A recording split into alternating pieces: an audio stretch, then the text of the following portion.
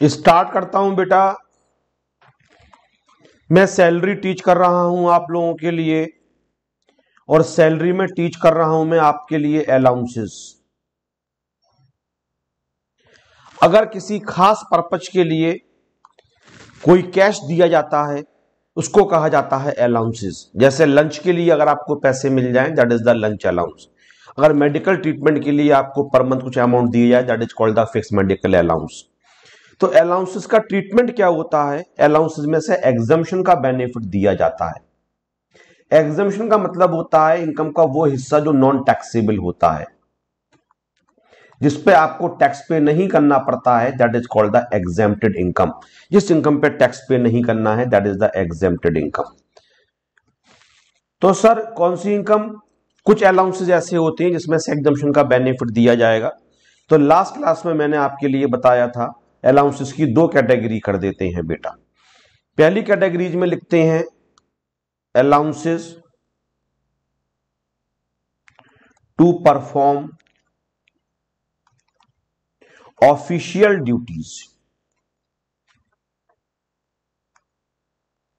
Allowances to perform official duties. और इसके बाद लिख देते हैं जो बच जाते हैं ये सारे पर्सनल पर्पज के लिए होते हैं, अदर्स। पहली कैटेगरी में से एग्जम्पशन का बेनिफिट दिया जाता है। एग्जम्पशन कितना होता है? Actual amount spend, actual amount spend to perform official duties. जो ऑफिस के काम के लिए आप खर्च कर देते हो वो आपके हाथ में एग्जेम्प्ट हो जाएगा, और जो बच जाएगा that will be the taxable amount. लेकिन इसके अलावा जो होते हैं ये सारे के सारे फुली टैक्सेबल होते हैं, इस पे एग्जम्पशन का बेनिफिट नहीं मिलता है। और लास्ट क्लास में मैंने आपको लॉजिक भी दिया था कि इसमें से एग्जम्पशन का बेनिफिट क्यों मिलता है और वो फुली टैक्सेबल क्यों हो जाते हैं।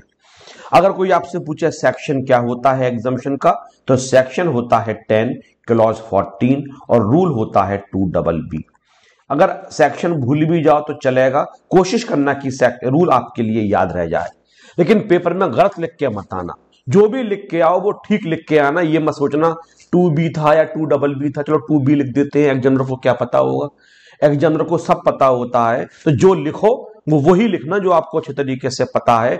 गलत चीज पे निगाह जल्दी पड़ती है, इसलिए गलत मत लिख के आना, याद रहे तभी लिख के आना। इस कैटेगरी के अंदर मैंने आपको 6 अलाउंसेस टीच करे थे। जैसे कि पहला अलाउंस मैंने टीच किया था इसके अंदर टूर एंड ट्रैवलिंग अलाउंस।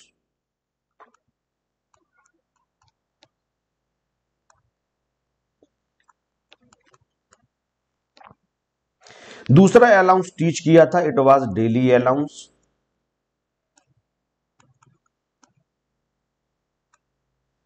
तीसरा अलाउंस टीच किया था it was convince allowance.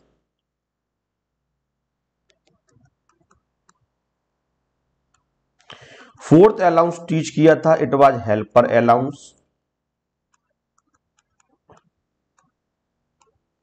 Fifth allowance teach किया था इट वाज यूनिफॉर्म अलाउंस।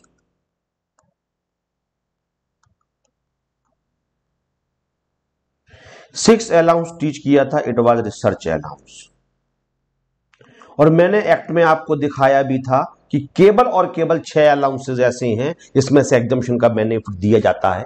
सरकार ये मानती है केवल ये 6 अलाउंसेस ऐसे हैं जो ऑफिशियल पर्पस से दिए जाते हैं। तो जो भी आप खर्च कर दोगे उसका एग्जम्पशन का बेनिफिट मिल जाएगा, जो बच जाएगा वो टैक्सेबल हो जाएगा।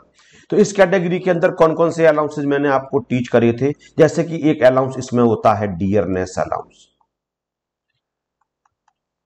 और इसके बिना कभी पेपर नहीं बनता है। हालांकि जो मैंने लास्ट क्लास में लिखे थे वो मैंने यहां पे सर्वेंट अलाउंस लिखा था, फिक्स मेडिकल अलाउंस लिखा था, लंच अलाउंस लिखा था, लेकिन आज लिस्ट के लिए लंबा करता हूं। इसके अंदर एक अलाउंस आता है डियरनेस अलाउंस, जिसको शॉर्ट में DAB कहा जाता है। डियर का मतलब होता है कॉस्टली, एक्सपेंसिव। डियर का वो भी मतलब होता है जो आप सोच रहे थे प्यारा, लेकिन डियर का एक मतलब और भी होता है कॉस्टली। इसलिए हिंदी में इसको कहा जाता है महंगाई भत्ता।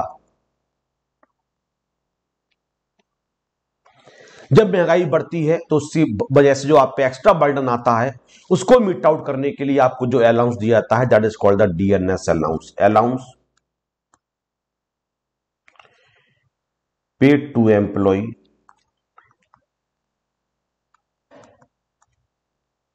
To meet high cost of living.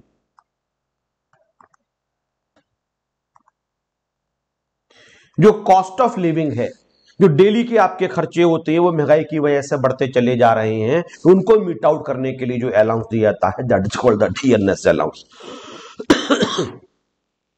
तो एक्सपेंसिव का मतलब भी होता है कि महंगा हो जाना। जब भी आप अगर इकोनॉमिक टाइम्स वगैरह पढ़ते हो या घर पे जो भी न्यूज़पेपर आता है उसका अगर आप इकोनॉमी वाला पेज पढ़ते हो, फाइनेंस वाला पेज होता है वो पढ़ते हो, तो आपने देखा होगा एक स्टेटमेंट हमेशा आता है गोल्ड डियरर। तो ये लिखा हुआ आता है गोल्ड डियरर। तो इसका क्या मतलब हुआ? गोल्ड और भी प्यारा हो गया? नहीं, इसका मतलब ये नहीं है गोल्ड और भी प्यारा हो गया। इसका मतलब ये होता है गोल्ड महंगा हो गया। तो जब भी डियर का मतलब फाइनेंस में यूज करते हैं तो उसका मतलब एक्सपेंसिव है, कॉस्टली माना जाता है। तो महंगाई से निपटने के लिए जो आपको अलाउंस मिलता है that is called the dearness allowance. अगर मेरी सैलरी 30,000 रुपए पर मंथ चल रही है तो हो सकता है आज मेरे खर्चे सारे मीट आउट होते हों। आज मैं दाल भी ले आता हूं, चीनी भी ले आता हूं, एलपीजी भी मेंटेन कर लेता हूं, तमाम खर्चे में मीट आउट कर लेता हूं, 30 में खर्चा चल जाता है। लेकिन क्या आज से 1 साल के बाद या 2 साल के बाद ये सैलरी मेरे लिए सफिशियंट रहेगी? नहीं। हो सकता है दाल जो इस समय दूध 50 रुपए लीटर है वो 60 रुपए लीटर हो गया हो, जो चीनी 40 रुपए किलो है वो हो सकता है 45 रुपए किलो हो चुकी हो, जो सब्जियां हैं उसके रेट भी बढ़ गए हों, एलपीजी सिलेंडर के रेट बढ़ गए हों। तो जो महंगाई की वजह से आपकी जिंदगी पे भार पड़ रहा है तो उसके लिए आपका बॉस आपको एक अलाउंस देगा that is called the dearness allowance. Suppose करते हैं उसको महंगाई भत्ता मिलता है 5,000 रुपए पर मंथ। तो बच्चे मुझसे बोलते हैं सर कभी ना कभी तो खर्चे उसके 35 को भी एक्सिड कर जाएंगे।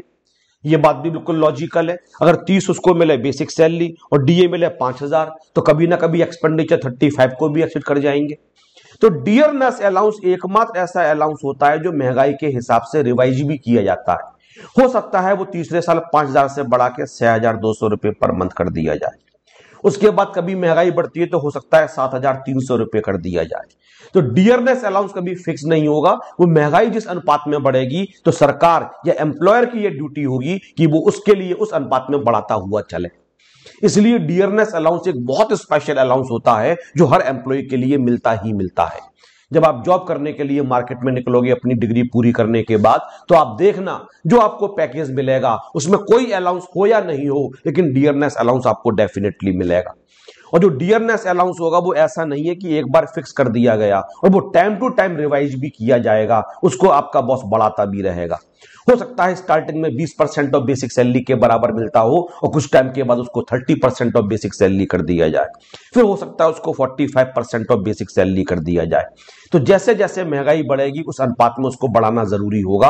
और ये क्योंकि पर्सनल पर्पज के लिए दिया जाता है इसलिए ये हमेशा फुली टैक्सेबल होता है। इसके अंदर मैंने नेक्स्ट क्लास में टीच किया था दैट इज सर्वेंट अलाउंस। बिल्कुल ठीक बात है। अगर आपके लिए कोई सर्वेंट के लिए आपको कैश दिया जा रहा है और अगर आपने सर्वेंट अपने यहां अपॉइंट कर भी लिया तो सर्वेंट आपने अपॉइंट कर भी लिया अगर अपने यहां, तब भी तो आप ही तो एंजॉय कर रहे हो सर्वेंट के लिए। तो सर्वेंट जो भी आपको मिलेगा वो आपके लिए फुली टैक्सेबल हो जाएगा। तीसरा इस कैटेगरी में मैंने आपको टीच किया था लंच और टिफिन अलाउंस। अगर आपका बॉस आपको लंच के लिए या टिफिन का मतलब भी लंच होता है पैसे देता है that is called the lunch और टिफिन अलाउंस। मुझे 1,000 रुपए पर मंथ मेरे एम्प्लॉयर से मिलते हैं और अगर मैं 700 रुपए का लंच कर भी लेता हूं तब भी एंजॉय तो मैंने पूरा 1,000 रुपए किया, 700 रुपए का मैंने लंच अलाउंस किया और 300 रुपए का मैंने कैश में बेनिफिट ले लिया। इसलिए ये हमेशा फुली टैक्सेबल होते हैं, इसमें किसी भी तरीके का एग्जम्पशन नहीं दिया जाता है। लेकिन जो लेफ्ट कैटेगरीज में रखे हुए हैं क्योंकि इनको जब खर्च करते हो तो बेनिफिट आपको नहीं मिलता है, इनके एक्सपेंडिचर का बेनिफिट आपके बॉस के लिए मिलता है, इसलिए इसमें से एग्जम्पशन का बेनिफिट दिया जाता है। इसके बाद फोर्थ अलाउंस मैंने टीच किया था आपके लिए fixed medical allowance.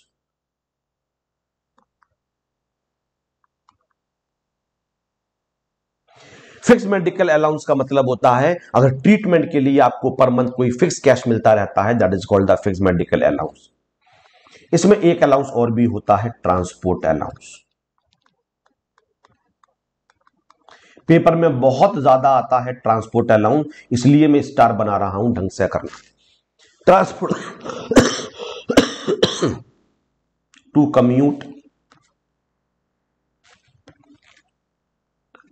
Commute between residence to office and back. घर से ऑफिस जाना, ऑफिस से वापस आना। तो सर ये ऑफिशियल नहीं है, नहीं, डेफिनेटली ये पर्सनल है। बॉस किसी काम से आपको तब कहीं भेजेगा जब आप ऑफिस में एंटर कर जाओगे। तो ऑफिस में एंटर करने के बाद आपके बाद बॉस आपसे कहता है वहां चले जाओ, ये काम कर लो, तब तो वो फुली टैक्सेबल होगा, तब तो वो ऑफिशियल पर्पज से माना जाएगा, तब तो एग्जम्पशन का बेनिफिट दिया जाएगा। लेकिन ऑफिस तक पहुंचने की जिम्मेदारी एम्प्लॉयर की नहीं होती है, वो आपकी होती है कि आप अपने ऑफिस तक पहुंचो। ऑफिस में एंटर करने के बाद कोई काम आपका बॉस कहेगा वो तो ऑफिशियल माना जाएगा, लेकिन अपने घर से ऑफिस पहुंचना या ऑफिस से बाहर निकलने के बाद घर तक आना, ये आपका पर्सनल पर्पज है। इसके लिए अलाउंस मिलता है तो वो फुली टैक्सेबल होगा, इसको कहा जाता है ट्रांसपोर्ट अलाउंस। तो 3 अलाउंस ऐसे हैं, मैं ब्लू कलर से उन पे हैश बना रहा हूं, इस पे बनाया, कर्वेस अलाउंस पे बनाया और ट्रांसपोर्ट पे बनाया। ये अगर देखोगे तो इंग्लिश के हिसाब से इनका सेम मतलब निकल के आता है, एक डिस्टेंस से दूसरी डिस्टेंस पे जाना, लेकिन पर्पज अलग अलग है। अपने ही शहर से जहां पे आप जॉब करते हो उस स्थान को छोड़ के कहीं दूसरी जगह अगर आप जाते हो तो उसको कहा जाता है टूर एंड ट्रैवलिंग अलाउंस। अपने ही शहर में आप ऑफिस के पर्पज से एक से दूसरी जगह जाते हो, उसके लिए अलाउंस मिलेगा, that is called the conveyance allowance. लेकिन अगर आपके लिए अपने घर से ऑफिस, ऑफिस से घर के लिए अलाउंस मिल रहा है, then it is called the transport allowance. और ट्रांसपोर्ट अलाउंस फुली टैक्सेबल होगा, क्योंकि ये ऑफिशियल पर्पज से नहीं माना जाता है, ये पर्सनल पर्पज से माना जाता है। इसके बाद इसका जो नेक्स्ट अलाउंस होता है, जो 6 कैटेगरी पे लिखा हुआ है, इसको कहा जाता है एंटरटेनमेंट अलाउंस। एंटरटेनमेंट अलाउंस के बारे में अभी मैं कुछ भी नहीं बोलूंगा, बस केवल इतना बोलूंगा कि आपका फुली टैक्सेबल होता है, क्यों मिलता है, क्या होता है। बस यहां पे मैं एक छोटा सा स्टार बना देता हूं। स्टार क्यों बना देता हूं, इसका एक ट्रीटमेंट और भी होता है जो मैं नेक्स्ट क्लास में आपको टीच कर पाऊंगा। तो मैं कुछ भी नहीं बताऊंगा, बस मैं अभी इतना बोलूंगा कि जब भी एंटरटेनमेंट अलाउंस दे रखा हो तो आपको पहले सैलरी में पूरा ऐड करना पड़ेगा, इसको सैलरी में आप ऐड कर दोगे। इसके बाद नेक्स्ट इस कैटेगरी के अंदर होता है, उसको कहा जाता है सिटी कंपनसेटरी अलाउंस।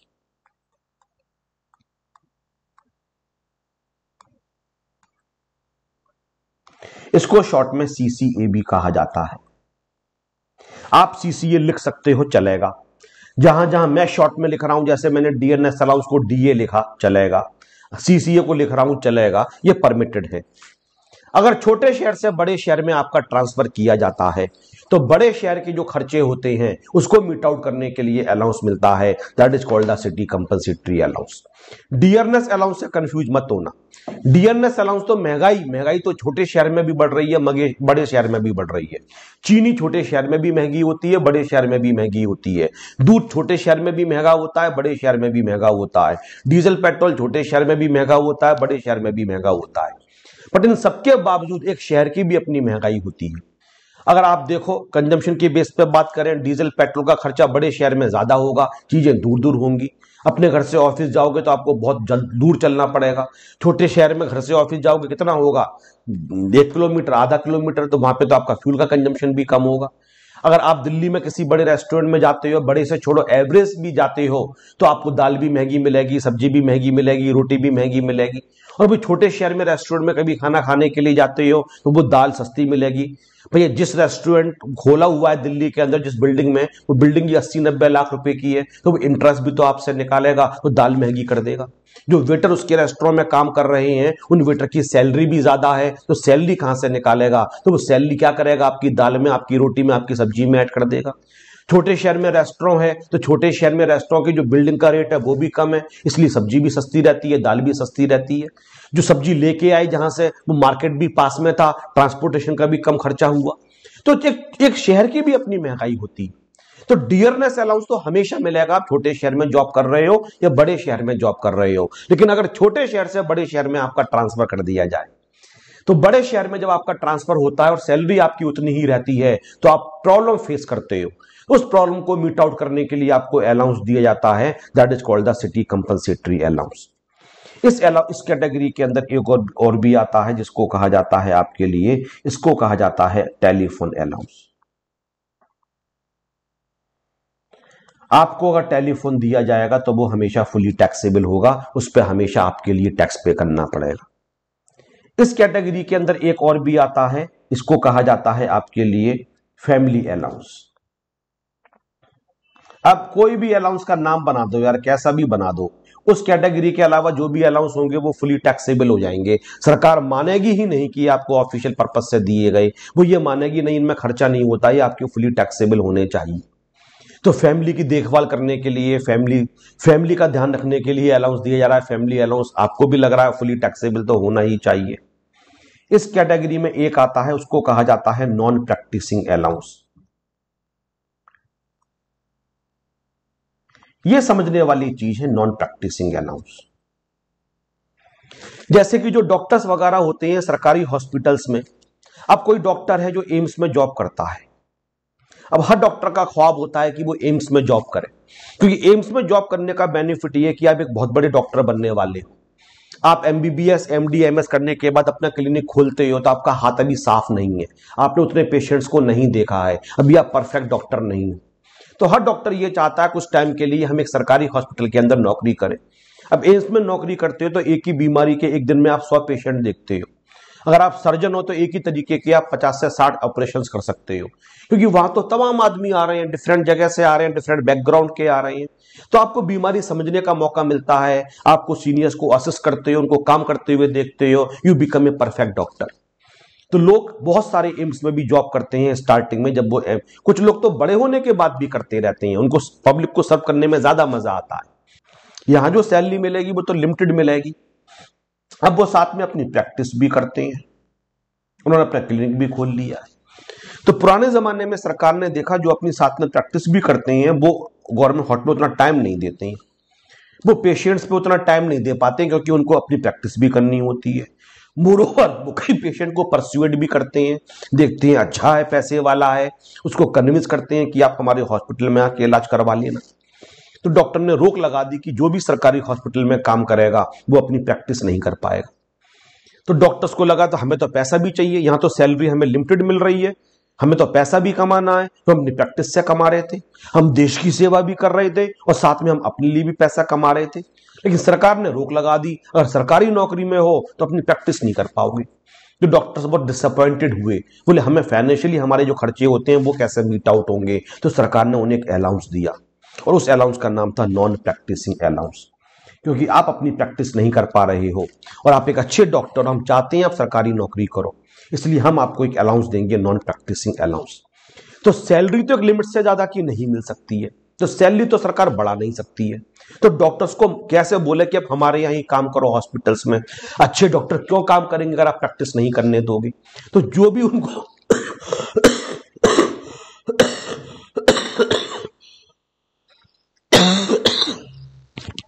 कल मैं रैंकर्स के बाद सीधा डॉक्टर के पास गया और डॉक्टर से भी दवाई लेके आया और बहुत ठीक था मैं। सो वैसे मैं बड़ा खुश था कि आज तो बहुत ही कम मुझे खांसी आ रही। डॉक्टर ने कहा था ज्यादा बोलना मत, लेकिन मेरा प्रोफेशन ऐसा है कि मैं बिना बोले रह नहीं सकता हूं। तो हालांकि मैंने कम क्लास ली है, मॉर्निंग में केवल आज एक क्लास हुई थी, पटेल नगर में एक इंस्टीट्यूट है, वहां मेरी CS की क्लास थी, सेकंड क्लास में आपकी ले रहा हूं। मुझे लगा मैं कंफर्टेबली ले लूंगा, अभी भी लग रहा है मैं ले लूंगा, बाई चांस वाली बात है। तो सैलरी तो एक लिमिट से ज्यादा की मिल नहीं सकती है, तो डॉक्टर्स फिर छोड़ेंगे या तो एम्स में काम नहीं करेंगे, उन्हें रोकना जरूरी था। तो एक अच्छा अमाउंट उनको दिया जाने लगा और जिसका नाम था नॉन प्रैक्टिसिंग अलाउंस, कि तुम बाहर प्रैक्टिस मत करो, इसके लिए हम तुम्हें एक अलाउंस देंगे, that is the non practicing. Sir ये ऑफिशियल पर्पज से नहीं मिल रहा है, सर ड्यूटीज नहीं, खर्चा कोई है ही नहीं, बताओ किस खर्चे के लिए मिल रहा है।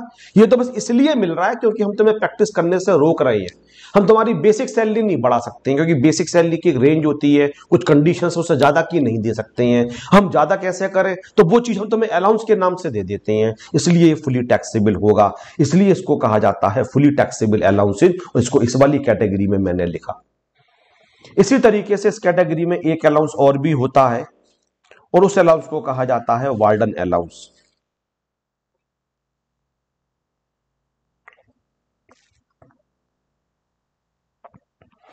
अब अगर आप कोई कॉलेज है, कॉलेज का कोई वार्डन है, कोई हॉस्टल है, अब हॉस्टल में रूम्स बने हुए हैं, इसमें बच्चे रहते हैं।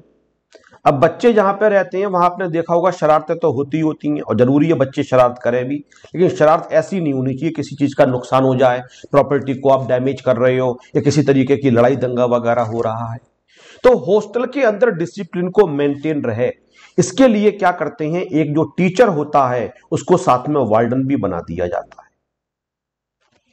अब उस वार्डन का काम क्या होता है, वो मैनेजमेंट के बीच में और बच्चों के बीच में ब्रिज का काम करता है। मैनेजमेंट के जो रूल्स रेगुलेशंस है वो बच्चे फॉलो कर रहे हैं नहीं कर रहे हैं, अगर 8 बजे वापस आने का टाइम है तो 8 बजे बच्चे वापस आ गए नहीं आ गए, इस बात पे ध्यान रखता है। बच्चों की कोई शिकायत होती है, बच्चों की जरूरत होती है, लाइट नहीं आ रही है, कुछ खराब हो गया, तो मैनेजमेंट के लिए खर्चा कोई नहीं करता है, वो बस वो एक एक्स्ट्रा रिस्पॉन्सिबिलिटी लेता है। और जनरली वार्डन सुबह एक चक्कर लगाते हैं, शाम को चक्कर लगाते हैं कि हॉस्टल में सब कुछ ठीक चल रहा है, बच्चे शरारत तो नहीं कर रहे हैं। शाम को आके बच्चों के रूम खुलवा के देख लेते हैं कोई बाहर का बच्चा आके तो नहीं रुका हुआ है, क्योंकि बाहर के लोग नॉट अलाउड होते हैं उस हॉस्टल्स के अंदर। तो जो टीचर वार्डन बनने के लिए तैयार होता है उसको एक एक्स्ट्रा ड्यूटी परफॉर्म करनी पड़ती है। और टीचर तो आराम से सो रहे होंगे 10 बजे, लेकिन वो वार्डन 10 बजे आके एक चक्कर लगा के ये देखेगा कि हॉस्टल में सब कुछ ठीक ठाक चल रहा है नहीं चल रहा है। तो जो एक्स्ट्रा मेहनत करते हो आप, एक एक्स्ट्रा ड्यूटी को परफॉर्म कर रहे हो, इसके लिए अलाउंस मिलता है जिसको कहा जाता है वार्डन अलाउंस। कोई खर्चे के लिए नहीं मिल रहा है। लाइट खराब है तो खर्चा वो अपनी जेब से नहीं करवाएगा, वो तो मैनेजमेंट से जाके कह देगा कि सर जी ऐसा करो कि लाइट इस तरीके से हो गई है तो लाइट को ठीक करवा दो। वो तो बस केवल कम्युनिकेशन का काम करेगा यहां से वहां पास करने के लिए और डिसिप्लिन के लिए मेंटेन रहे। तो किसी खर्चे के लिए नहीं मिलता है, बस एक्स्ट्रा ड्यूटी परफॉर्म करने के लिए मिलता है। इसलिए ये अलाउंस क्या होना चाहिए, ये अलाउंस हमेशा फुली टैक्सेबल होना चाहिए। इसी तरीके से इस कैटेगरी में एक अलाउंस होता है जिसको कहा जाता है प्रॉक्टर अलाउंस। प्रॉक्टर अलाउंस क्या होता है, जो कॉलेज के अंदर टीचर्स होते हैं उसमें से एक जो दमदार टीचर होता है, जो हट्टा कट्टा टीचर होता है, उसको कॉलेज का प्रॉक्टर बना दिया जाता है। जो कॉलेज के अंदर ये देखता है कि सब बच्चे प्रॉपर तरीके से डिसिप्लिन है तो नहीं, कहीं दूसरे कॉलेज का बच्चा तो नहीं आ गया है, दो गुटों के बीच में लड़ाई तो नहीं हो रही है। तो वो कॉलेज के डिसिप्लिन को मेंटेन करने के लिए वार्डन जो होता है वो हॉस्टल के लिए बनाया जाता है, और कॉलेज प्रेमिसेस के अंदर, इंस्टीट्यूशंस के प्रेमिसेस के अंदर डिसिप्लिन रहे, इसलिए एक टीचर को प्रॉक्टर, जो दमदार लंबा चौड़ा होता है, लंबी लंबी मूछें होती हैं, बच्चे कम से कम जिससे डरे भी, ऐसे टीचर को प्रॉक्टर बना दिया जाता है। तो उसके पास ये राइट होता है किसी बच्चे को बुला के वो आईडी चेक कर लेगा, बच्चों से कह देगा अपने रूम के अंदर जाओ। बाकी टीचर क्यों बॉदर होंगे, जब आप बड़े लेवल पे एम्प्लॉय बनोगे तो आपको लगेगा हमारा काम जो है हम उसी में करेंगे इंटरफियर, दूसरे काम में हम क्यों इंटरफियर करें, कोई कुछ भी करता हो मुझे क्या मतलब। अभी आपको ऐसा लगता होगा कि हम 4 जगह जाएंगे, अपनी रेपुटेशन बनाएंगे, 4 जगह जाके इंटरफियर करेंगे, लेकिन जब आप बड़े एम्प्लॉय बन जाओगे तो आपको लगेगा हमारा काम हमारे लिए दिया गया, बस हमें वो काम करना है, बाकी का हमें टांग नहीं फंसानी।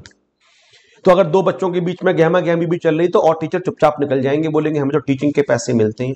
लेकिन जो प्रॉक्टर होगा वो इसी काम के लिए अपॉइंट किया गया है कि आपस में गुटबाजी नहीं हो, कॉलेज में कोई एलिमेंट्स ऐसे नहीं आ जाएं जो कि उसका माहौल खराब करें। तो वो पढ़ाई भी कर रहा, पढ़ा भी रहा है, एक ड्यूटी भी एक्स्ट्रा परफॉर्म कर रहा है, इसके लिए उसके लिए अलाउंस मिलता है। किसी खर्चे के लिए नहीं होता ये अलाउंस, खर्चा कोई नहीं है उसका, उसको केवल अलाउंस इसलिए मिल रहा है कि वो प्रॉपर तरीके से डिसिप्लिन को मेंटेन कर सके। इसके लिए जो अलाउंस मिला उसको कहा जाता है प्रॉक्टर अलाउंस, और ये हमेशा क्या हो जाता है, फुली टैक्सेबल हो जाता है। इसी तरीके से एक अलाउंस इस कैटेगरी के अंदर और भी आता है जिसको कहा जाता है ओवर टाइम अलाउंस।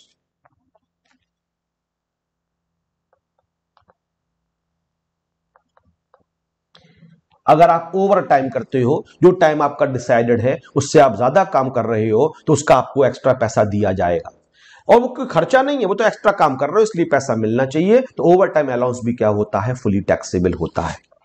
वैसे तो तरीका ये भी था कि मैं ये कह देता बेटन 6 के अलावा जो भी आएगा वो फुली टैक्सेबल होगा, बट एज ए टीचर मेरी ड्यूटी थी जो मोस्ट पॉपुलर है, जो मोस्ट पॉपुलर है, इवन मैंने अपनी बुक के अंदर भी ये सारे दिए हुए हैं और इसी तरीके से दिए हुए हैं मैंने सारे के सारे।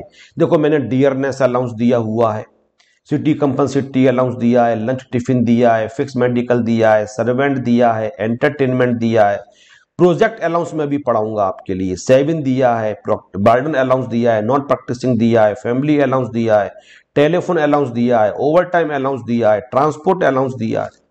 एक बस रह गया प्रोजेक्ट अलाउंस, ये भी लिख लो, एक प्रोजेक्ट अलाउंस होता है, तो वो भी आपका फुली टैक्सेबल हो जाता है जो प्रोजेक्ट अलाउंस होता है। इसका मतलब ये नहीं है कि कोई और नया होगा तो वो टैक्सेबल नहीं होगा। जो पहली वाली कैटेगरी के अलावा जनरली होते हैं वो सरकार ये मानती है हमेशा फुली टैक्सेबल होने चाहिए, उनके लिए फुली टैक्सेबल किया जाता है। बस 6 अलाउंसेस ऐसे होते हैं कंपनी जिनको ये मानती है कि जो ऑफिशियल ड्यूटीज के लिए दिए जा रहे हैं और उसमें से एग्जम्पशन का बेनिफिट दिया जाता है। और एग्जम्पशन कितना होगा, हमेशा क्वेश्चन में दे रखा होगा उसने कितना खर्च कर दिया, और जो भी खर्च कर दिया that amount will be the exempted amount, और जो बैलेंस अमाउंट होगा उस पर आपके लिए टैक्स पे करना पड़ेगा। तो मैं आगे टीच करूं उससे पहले एक क्वेश्चन मैं आप लोगों को करने के लिए दे रहा हूं, पहले वो क्वेश्चन करो, उसके बाद मैं आगे टीच करूंगा। Mister X an employ of, हर बच्चे का आंसर चाहिए। किसी बच्चे ने किसी दूसरे का आंसर देख के लिख दिया, मैं व्हाट्सएप पे फोटोकॉपी मंगा लूंगा कि व्हाट्सएप पे फोटो खींच के भेजो सॉल्व किया है नहीं किया है। और जो भी डाउट है भी रुक जाओ, जब मैं बोलूंगा तब पूछना, डाउट रिकॉर्डिंग भी हो रही है बेटा साइड में, आप अपने डाउट्स कॉपी पे लिख लो, जब मैं आपसे बोलूं तब पूछना अपने डाउट्स। विकास अपने को साइलेंट पे करो बेटा। आप an employ of Jet private limited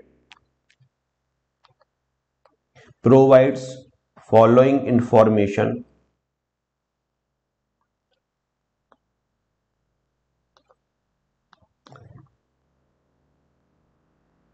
for the assessment year 23-24.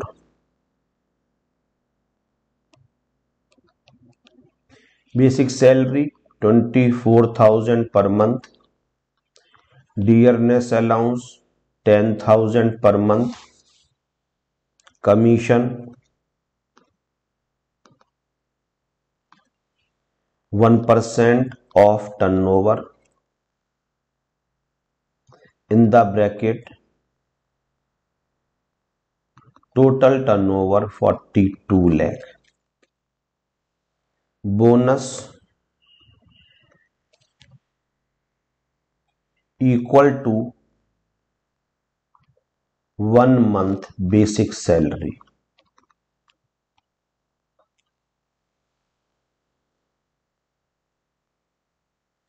Lunch allowance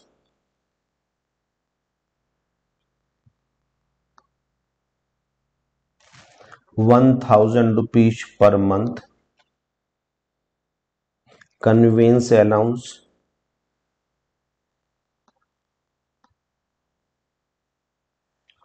12,000 per annum पूरे साल का।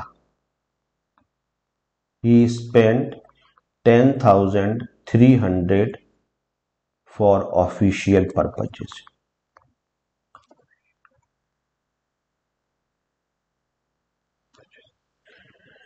Uniform allowance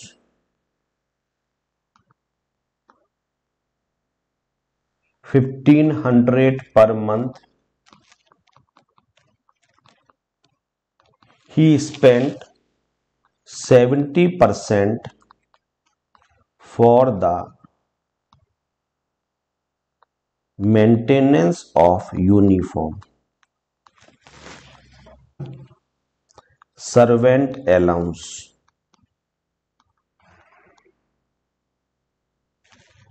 2,500 per month. He hired a servant and paid him rupees 1,500 per month. Compute his gross salary. ये question करके दिखाओगे। उससे पहले किसी को जरा सा भी डाउट है, जो अलाउंसेस मैंने बताए मुझसे डाउट पूछ लो, उसके बाद ये क्वेश्चन करके दिखाओगे बेटा आप लोग।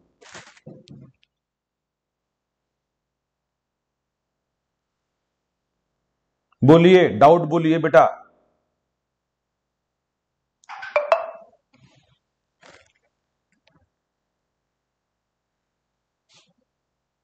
चलिए, किसी को कोई डाउट नहीं है तो ये वाला क्वेश्चन करके दिखाइए बेटा। आपके पास 7 मिनट्स हैं, 5:40, 7 मिनट में दे रहा हूं। अपना आंसर चैट बॉक्स में हर बच्चा लिखेगा, हर बच्चा। मैं शुरू करता हूं, आप लोग अपने आंसर्स पोस्ट करोगे बेटा। मेरे आंसर से पहले सबके आंसर्स आ जाने चाहिए। Basic salary,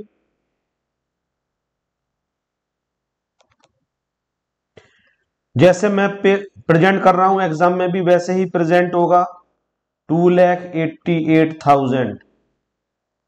dearness allowance 10,000 per month into 12, 1,20,000।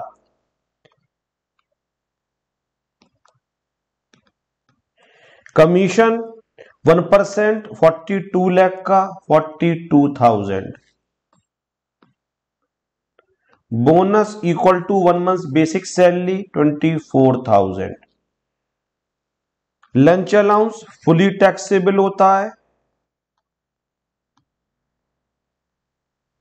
Lunch allowance दे रखा है 1,000 per month, 12,000। Convince allowance office के काम के लिए मिलता है। कितना मिला? 1,200 रुपए, 12,000 रुपए पूरे साल का मिला। यहां से माइनस कर देंगे एग्जेम्पशन। अंडर रूल 2BB 10,300 कितना बचेगा? 1,700 रुपए। इसके बाद यूनिफॉर्म अलाउंस 1,500 रुपए पर मंथ।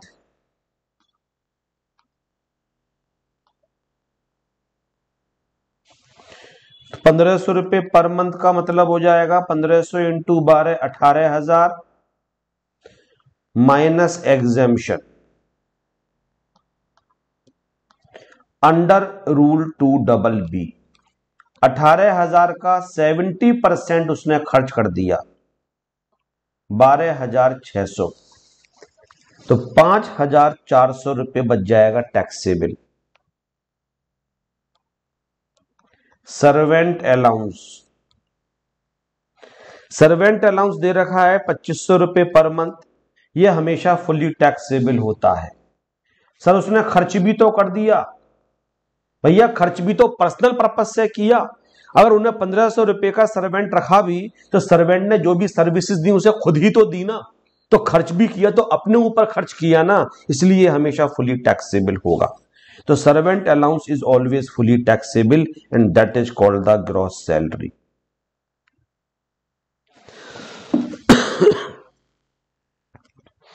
ग्रॉस सैलरी कितनी आएगी बेटा? 2,88,000 plus 1,20,000 plus 42,000 plus 24,000 plus 12,000 plus 1,700 plus 5,400 plus 30,000, 5,23,100 and that is the correct answer. 5,23,100 रुपए। देखो बेटा आगे पढ़ाता हूं। मैं पढ़ा रहा हूं आपके लिए अलाउंसेस। सैलरी का क्वेश्चन इस बार भी आया था, मेरे ख्याल से डायरेक्ट क्वेश्चन 9 नंबर का आया था और छोटे मोटे क्वेश्चंस भी बहुत सारे आए थे।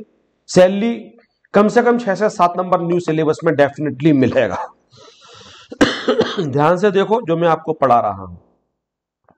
मैंने कहा सैलरी के अलाउंसेस के लिए 2 हिस्से कर देते हैं। पहले हिस्से में मैंने लिखा अलाउंसेस, इसको कहेंगे पार्टली और फुली एग्जेम्प्टेड अलाउंसेस। अगर आप पूरा खर्च कर दोगे तो फुली एग्जेम्प्ट हो जाएंगे और थोड़ा सा खर्च करोगे तो जो खर्च करोगे केवल वो एग्जेम्प्ट होगा। और इसके तरफ लिख देंगे फुली टैक्सेबल अलाउंसेस। जिन अलाउंसेस को या तो खर्च करने के लिए नहीं मिलते हैं या खर्च करने के लिए मिलते हैं तो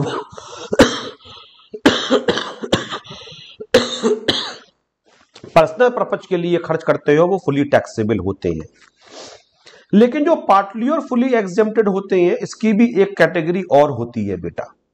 इसका एग्जम्पशन का जो सेक्शन होता है वो मैं यहां लिख देता हूं, एग्जम्पशन का सेक्शन अंडर सेक्शन 1014, और जो रूल होता है वो भी लिख देता हूं, रूल 2BB। सर अभी तो ऊपर आपने एक ही कैटेगरी पढ़ाई थी, हां अब दूसरी कैटेगरी। पहली कैटेगरी होती है allowances to perform official duties.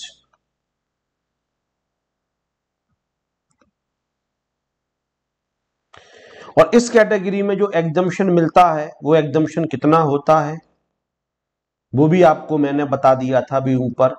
Actual amount spent to perform official duties, जो भी खर्च कर दोगे वो आपका एग्जेम्प्ट हो जाएगा।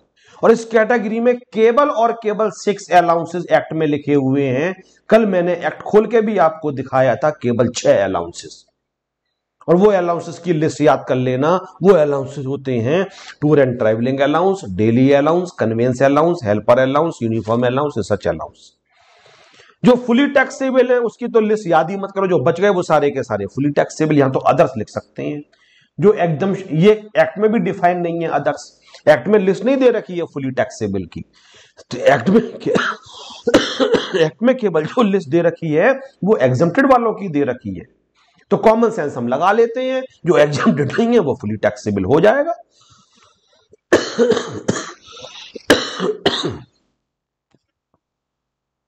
लेकिन एग्जम्प्टेड की एक कैटेगरी बेटा और दे रखी है, और इसको कहा जाता है special allowances for personal purposes.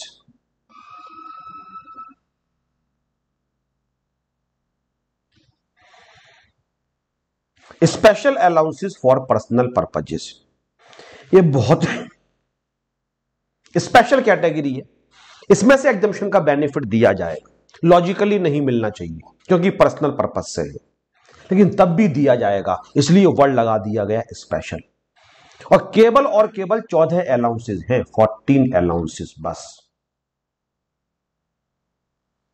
6 यहां पे, 14 और पढ़ाऊंगा जिसमें एग्जम्पशन का बेनिफिट मिलेगा। इन 20 के अलावा कोई भी अलाउंस आ जाए, कोई भी, वो फुली टैक्सेबल वाली कैटेगरी के अंदर ही जाएगा। तो मैंने फुली टैक्सेबल में ऊपर नाम तो बहुत सारे लिखवा दिए, लेकिन गुरु मंत्र भी दे रहा हूं, जो एग्जेम्प्टेड कैटेगरी में नहीं लिखा हुआ है वो हमेशा फुली टैक्सेबल कैटेगरी के अंदर जाएगा। हालांकि मैं इतने सारे क्वेश्चंस करवा दूंगा, इतने सारे, तुम्हें सारे नाम याद हो जाएंगे जितने भी नाम हैं यहां पे। लेकिन पहले बात करते हैं वो 14 अलाउंसेस कौन कौन से हैं जिनमें पर्सनल होने के बावजूद भी एग्जम्पशन का बेनिफिट दिया जा रहा है। इसमें जो मोस्ट पॉपुलर अलाउंस होता है उसको कहा जाता है children education allowance. Children education allowance, बच्चों की एजुकेशन के लिए अलाउंस मिलता है। और इसमें से जो एग्जम्पशन दिया जाता है बेटा, तो वो एग्जम्पशन एक्ट में लिखा हुआ है ₹100 per month per child, maximum 2 children. पहली बात तो इस कैटेगरी के अंदर जो एग्जम्पशन होगा वो खर्चे पर डिपेंड नहीं करेगा। जैसे लेफ्ट वाली कैटेगरी में मैंने लिखा एक्चुअल अमाउंट स्पेंड, देखो हाईलाइट कर रहा हूं एक्चुअल अमाउंट स्पेंड, बट इस कैटेगरी में खर्चे पर डिपेंड नहीं करेगा। एक्ट में एक अमाउंट लिखा हुआ है, एक्ट में ही लिखा है, और जो अमाउंट लिखा हुआ है वही अमाउंट एग्जेम्प्ट होगा, बस फिक्स। आप खर्चा करते हो, नहीं करते हो, कम करते हो, ज्यादा करते हो, डज नॉट मैटर। मैं इसको बहुत डीप में जाके पढ़ाऊंगा चिल्ड्रन एजुकेशन अलाउंस के लिए, क्योंकि गारंटेड 2 नंबर का क्वेश्चन आपको मिलेगा ही मिलेगा। मैं भविष्यवाणी कर रहा हूं, इस अलाउंस के बिना पेपर नहीं बनता है। इसका नाम है चिल्ड्रन एजुकेशन अलाउंस। बच्चे कहते हैं सर ये तो फुली टैक्सेबल होना चाहिए, मैं भी फुली टैक्सेबल कहता हूं। बच्चे कहते हैं सर आपने एक लॉजिक दिया था, खर्चा करने पे बेनिफिट अगर एम्प्लॉय को हो रहा है तो फुली टैक्सेबल, और खर्चा करने पे बॉस को अगर बेनिफिट हो रहा है तो एग्जम्पशन का बेनिफिट दो। मेरे बॉस ने कहा कि भाई एक ऑफिस की मीटिंग है, जरा लाजपत नगर तक चले जाओ, और इस तरीके से मीटिंग में भेजता रहता है और उसके लिए 2,000 रुपये पर मंथ देता है। मैं आने जाने में 1,500 रुपये खर्च कर देता हूं। बताओ मुझे कितना बेनिफिट हुआ सर? 500 रुपये का। 1,500 रुपये की मैंने जर्नी करी सर, अपने एंजॉयमेंट के लिए कहां करी? बॉस ने डिफरेंट मीटिंग में भेजा, बॉस को बेनिफिट हो रहा है मीटिंग के लिए, इसलिए बॉस ने भेजा, इसलिए सर एग्जम्पशन का बेनिफिट दिया गया। मेरा बॉस मुझे इंडिया दिल्ली से बाहर भेजता रहता है, मुंबई में मीटिंग है, मुंबई में ऑर्डर लेके आना है, जाओ कंपनी से ऑर्डर ले आओ, जाओ उस बिजनेसमैन से ऑर्डर ले आओ, और मुझे 5,000 रुपये पर मंथ देता है कहीं भी दिल्ली से बाहर जाने आने के लिए। मैं एक महीने में 4,000 रुपये खर्च कर देता हूँ, 1,000 बचा लेता हूँ। बताओ मुझे कितना बेनिफिट हुआ 1,000 का? 4,000 रुपये की जर्नी भी तो करी, लेकिन उस जर्नी का मुझे कहाँ बेनिफिट हुआ? जो भी ऑर्डर आए, जो भी मीटिंग का कंक्लूजन रहा, उससे किसके बिजनेस पे इफेक्ट पड़ा? बॉस के बिजनेस पे। तो व्हाई शुड आई पे द टैक्स? मैं क्यों टैक्स पे करूं? लेकिन अगर मेरा बॉस मुझे लंच के लिए देता है 1,500 रुपये पर मंथ, और मैं 1,000 रुपये का लंच कर लेता हूं, तो 1,000 रुपये भी मेरे पेट में गए, 500 रुपये भी मेरी जेब में गए, 1,500 रुपये फुली टैक्सेबल हो जाएंगे। जैसे अभी अभी जो अलाउंस दिया मैंने, उसमें सर्वेंट अलाउंस के लिए मुझे मिला 2,500 रुपये पर मंथ, मैंने घर के लिए कुक रख लिया 1,500 रुपये पर मंथ पे। कुक ने खाना भी मुझे बना के खिलाया, तो 1,500 को भी मैंने एंजॉय करे, 1,000 रुपये भी मेरी जेब में गए, इसलिए फुली टैक्सेबल हो जाएगा। सर यही लॉजिक अगर हम लगाते हैं चिल्ड्रन एजुकेशन अलाउंस के ऊपर, तो ये सर फुली टैक्सेबल होना चाहिए। अगर मुझे 1,000 रुपये अपने बच्चों की एजुकेशन के लिए पर मंथ मिल रहा है और मैं 700 रुपये खर्च भी कर देता हूं, तो मेरा बेनिफिट तो 1,000 रुपये का हुआ। तो बच्चे तो कहते हैं फुली टैक्सेबल होना चाहिए, तो मैं कहता हूं बेटा थोड़ी देर रुक जाओ।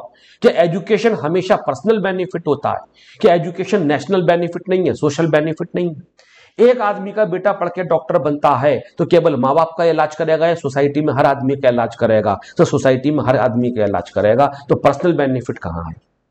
एक आदमी को भूख लगी, उसने खाना खाया तो उसका पेट भरा, तो बताओ सोसाइटी में किसी और का भी पेट भरा? नहीं सर, केवल उसी का पेट भरा। लेकिन अगर एक का बच्चा पढ़ने के बाद डॉक्टर बन जाता है, इंजीनियर बन जाता है, सीए, सीए, सीएमए बन जाता है, और वो डिफरेंट कंपनीज में काम कर रहा है, तो वो केवल के अपने माँ बाप को सर्व कर रहा है, या जहां भी काम कर रहा है वहां अपनी सर्विसेज दे रहा है? सिर्फ वो सोसाइटी में 50 जगह अपनी सर्विसेज देगा। तो सरकार ये मानती है एजुकेशन का प्रमोशन होना जरूरी है, इसलिए सरकार चिल्ड्रन एजुकेशन अलाउंस में से एग्जम्पशन का बेनिफिट देती है। ये 14 अलाउंसेस जो ऊपर मैंने लिख दिया पर्सनल, तो बच्चे कहते हैं पर्सनल सर एग्जम्पशन का बेनिफिट कैसे मिल सकता है? लेकिन जो लॉजिक मैंने यहां पे दिया वही लॉजिक मैं आगे हर जगह दूंगा। तुम कोई ऐसा काम कर रहे होगे जो एक अच्छा काम होगा, जिसके लिए सरकार अप्रिशिएट करना चाहती है। मैं हमेशा कहता हूं जब लॉजिक से बात करी जाती है तो लॉजिक चलता है, और जब लॉजिक को हटा के दिया जाए तो फिर लॉजिक नहीं लगाते हैं, फिर दिल लगाते हैं। हमारा लॉजिक का मतलब दिमाग लगाना और बेनिफिट का मतलब दिल लगाना। यहां पे जो बीच वाली कैटेगरी है लॉजिक से नहीं चल रही है, दिल से चल रही है, दिमाग से नहीं चल रही। लेफ्ट वाली कैटेगरी दिमाग से चल रही थी और राइट वाली कैटेगरी दिमाग से चल रही थी, लेकिन बीच वाली कैटेगरी में सरकार ने दिमाग नहीं लगाया, सरकार ने दिल लगाया। बोला तुम एक ऐसा काम कर रहे हो जो अच्छा काम है। अब कोई अगर हमारा आर्मी का ऑफिशियल है, वो सियाचिन के अंदर पोस्टेड है, और सियाचिन में पोस्टेड होने के बाद वो हमारे देश के लिए सेवा कर रहा है, उसे खास तरीके का अलाउंस दिया जाए, केवल इसीलिए कि आप इतनी महान कंडीशंस में वहां हो जहां पे -30 डिग्री सेंटीग्रेड टेम्परेचर है, वहां पे आप 24 आवर्स रहते हो, 12 महीने वहां पे रहते हो, हम आपके लिए एक पैसा अलग से इस अलाउंस के नाम से देना चाहते हैं। आप बोलोगे किसी खर्चे के लिए तो दिया नहीं गया, तो सर ये तो फुली टैक्सेबल होना चाहिए। वो तो बस वहां रह रहा है कठिन परिस्थितियों में, इसलिए उसको अलाउंस दिया जा रहा है, सम्मान में दिया जा रहा है, ये मान लो सर फुली टैक्सेबल होना चाहिए। लेकिन तुम काम भी कितना महान कर रहे हो ये भी तो देखो ना। इतने टेम्परेचर में वहां जाना ही लोगों के लिए डिफिकल्ट होता है, ब्रीदिंग प्रॉब्लम्स हो जाती हैं, 12 महीने बर्फ रहती है, -30 से लेकर -50 तक का टेम्परेचर होता है, फिर हमारे पड़ोसी देश से वो हमारी सुरक्षा कर रहा है, तो क्या वो एग्जम्पशन के लिए डिजर्व नहीं करता है? तो बस ये कैटेगरी इसी तरीके से बनाई गई है, कुछ खास अलाउंसेस जो भले ही पर्सनल पर्पजेस के लिए हैं, लेकिन उसके बावजूद भी वो किसी खास मकसद से दिए जा रहे हैं, इसलिए उसमें से एग्जम्पशन का बेनिफिट दिया जाएगा। और वो एग्जम्पशन का बेनिफिट जो होगा वो इस बात पर डिपेंड नहीं करेगा आपने खर्चा कितना किया। सरकार को लगता है कि जो मिलना चाहिए एग्जम्पशन, सरकार ये मानती है एजुकेशन आज भी 100 रुपए में आ जाती है, इसलिए सरकार जो एग्जम्पशन का बेनिफिट देती है वो केवल 100 रुपए के एग्जम्पशन का बेनिफिट देती है। सरकार ये मानती है कि एग्जम्पशन 100 रुपए में आ जाती है एजुकेशन, और आ भी जाती है। गवर्नमेंट स्कूल्स के अंदर केवल 100 रुपए ही फीस चल रही होगी, 12 तक की अगर फीस देख ली जाए तो। अब आप प्राइवेट स्कूल्स में बच्चों को पढ़ाते हो, 4,000 रुपए फीस, 5,000 रुपए फीस, वो शायद एजुकेशन की तो नहीं दे रहे हो। वो स्कूल की बिल्डिंग की दे सकते हो, यूनिफॉर्म की दे सकते हो। 2+2 तो हर जगह सेम ही रहेंगे, टीचर कहीं भी पढ़ाए, चाहे कहीं किसी स्कूल में एसी लगाओ, चाहे किसी स्कूल में एसी नहीं लगाओ, चाहे कहीं पे बेंचेज हो, कहीं पे चेयर हो, कहीं की बस एसी हो, कहीं की बस एसी नहीं हो। तो 50 तरीके के डिफरेंसेस बता दूं, लेकिन मैथमेटिक्स की अगर एक ट्रिग्नोमेट्री का क्वेश्चन है वो सॉल्व करना है, क्या दोनों स्कूल्स में डिफरेंट आंसर आएगा या सेम आंसर आएगा? जो नॉलेज बच्चों को मिलेगी वो सेम मिलेगी या डिफरेंट मिलेगी? वो सेम मिलेगी। तो सरकार कहती है हम तो 100 रुपए में एजुकेशन दे रहे हैं, इसलिए जो मैक्सिमम एग्जम्पशन इस कैटेगरी के अंदर हम देंगे वो 100 रुपए पर मंथ का केवल दिया जाएगा। तो मैं कुछ एग्जाम्पल्स आपको चिल्ड्रन एजुकेशन अलाउंस के पढ़ाता हूं। चिल्ड्रन एजुकेशन अलाउंस के कुछ एग्जाम्पल मैं आपके लिए पढ़ाता हूं। जैसे कि किसी बच्चे के लिए एक बच्चे के लिए मिल रहा है, 1 चाइल्ड के लिए मिल रहा है, और वो मिला 120 पर मंथ। तो कितना मिला? 120 इंटू 12, और यहां से हम एग्जम्पशन दे देंगे 100 इंटू 12, दैट इज 1200 रुपए। तो कितना बचेगा? 240। इसी तरीके से उसको मिलता है 90 पर मंथ, तो मिला कितना? 1080। तो सर कितना देंगे एग्जम्पशन? 90 इंटू 12, 1080। सर आपने कहा 100 रुपए का मिलता है, लेकिन एक बात मैं कितनी बार बता चुका हूं, एग्जम्पशन कभी भी इनकम को एक्सीड नहीं कर सकता है, नेवर। इवन जो आपकी ये वाली कैटेगरी थी, ये वाली कैटेगरी थी 6 अलाउंसेस वाली, टूर एंड ट्रैवलिंग, इसमें अगर मुझे मिलता है, सपोज करते हैं helper allowance 3000 rupees per month, और मैंने एक हेल्पर लिखा और मैं क्वेश्चन में दे दूं सैलरी पेड टू हेल्पर 3500 रुपए पर मंथ। तो अब कैसे करोगे? तो आप लिखोगे मिला 3000 इंटू 12, 36,000। तो एग्जम्पशन कितना मिलेगा? 3000 इंटू 12, 36,000। बॉस को लगता था कि कोई भी हेल्पर 3000 रुपए तक का आ जाएगा, उसने आपको 3000 रुपए पर मंथ दे दी। आपको मेगा हेल्पर चाहिए तो अपनी जेब से आप खर्च करो। सरकार कहती है 3000 रुपए आपको मिले तो आपने खर्च ज्यादा क्यों करे? इसलिए ये रूल याद कर लो, पूरे इनकम टैक्स का ये रूल है, एग्जम्पशन कभी भी इनकम को एक्सीड नहीं कर सकता है। एक छोटा सा एग्जांपल लेता हूं, 1000 रुपए की शर्ट लेने के लिए आप मार्केट में गए, मैक्सिमम आपको कितना डिस्काउंट मिल सकता है? मैक्सिमम तो 100% ही डिस्काउंट मिल सकता है आपके लिए। दुकानदार आपसे बहुत खुश हो जाए, आपकी बातें अच्छी लगे, बोले भाई साहब ऐसे कस्टमर्स तो कभी कभी आते हैं, क्या शानदार आप कस्टमर हो, बातों से दिल खुश कर दिया, हम आपको फ्री में दे रहे हैं। लेकिन ऐसा करेगा क्या आपको 120% का डिस्काउंट दे दे? सर ये पकड़ो 200 रुपये और शर्ट भी फ्री में लेके जाओ। कोई बच्चा मुझसे पढ़ने के लिए आता है, किसी वजह से फीस देने में असमर्थ है वो, तो मैं क्या कर सकता हूं? बेटा तुम फीस मत दो, 100% माफ कर देता हूं, लेकिन ये तो नहीं करूंगा कि बेटा कुछ पैसे मेरी जेब से लेके प्लीज मुझसे पढ़ लो। भैया जो डिस्काउंट देगा, जो 100% ही तो डिस्काउंट आदमी देगा, उससे ज्यादा का थोड़ी नहीं देगा। तो जो एग्जम्पशन होता है वो कभी भी इनकम को एक्सीड नहीं करता है।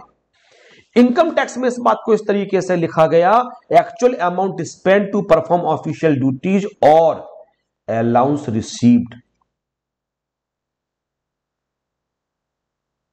Which ever is lower. तो आपको मिला 3000, खर्च आपने कर दिया 3500, तो 3500 आपने खर्च किया और मिला आपको 3000, लोअर क्या हो गया? 3000, तो 3000 का एग्जम्पशन मिलेगा। हाँ, अगर आपको मिलता अलाउंस सपोज करते हैं 3000 और खर्च आपने 2500 किया होता तो लोअर होता 2500, तो 2500 का एग्जम्पशन। तो सरकार इस बात को इस तरीके से लिखती है, जो भी अलाउंस मिला और जो भी खर्च कर दिया उसमें से जो लोअर होगा। तो सर आप इस तरीके से क्यों नहीं लिखवाते हो? मैं तो एक रूल दूसरा दे रहा हूं ना, 50 जगह में सेम बात को क्यों लिखूं? मैं तो इस तरीके से, तो चिल्ड्रन एजुकेशन अलाउंस में भी सरकार ने लिखा हुआ है, क्या लिखा हुआ है? 100 रुपए और allowance received whichever is lower. तो अलाउंस 120 रुपए मिला तो लोअर हो गया 100 रुपए, और अलाउंस 90 रुपए मिला तो लोअर हो गया 90 रुपए। तो मैं हर जगह एक ही बात को 20 जगह क्यों लिखूं? मैं आपको एक बात एक ही बार में बोल के निपटा देता हूं, कोई भी पूरे इनकम टैक्स में एक्सेप्शन नहीं है, एग्जम्पशन कभी भी इनकम को एक्सीड कर ही नहीं सकता है, नेवर। क्योंकि लॉजिकली अगर देखा जाए डिस्काउंट किसी भी चीज की प्राइस से ज्यादा का हो ही नहीं सकता है। तो जो इनकम है, सरकार इनकम पर टैक्स नहीं मांगे, ये तो पॉसिबल है, लेकिन सरकार बोले भाई साहब हमसे कुछ टैक्स वापस भी ले जाओ, हमारी जेब से भी औरों का टैक्स भी ले जाओ, ये थोड़ी नहीं पॉसिबल होगा। तो एक गुरु मंत्र याद कर लो, जो भी कुछ होगा एग्जम्पशन कभी इनकम को एक्सीड नहीं करेगा। तो अगर 120 रुपए मिला तो 100 रुपए का एग्जम्पशन दोगे, लेकिन अगर 90 रुपए मिला तो फिर उसको 90 रुपए का दोगे, फिर उसको 100 रुपए का एग्जम्पशन नहीं मिल पाएगा। फिर मैं कहता हूं अगर अलाउंस आपको 2 चिल्ड्रन के लिए मिलता है, 2 बच्चों के लिए मिलता है,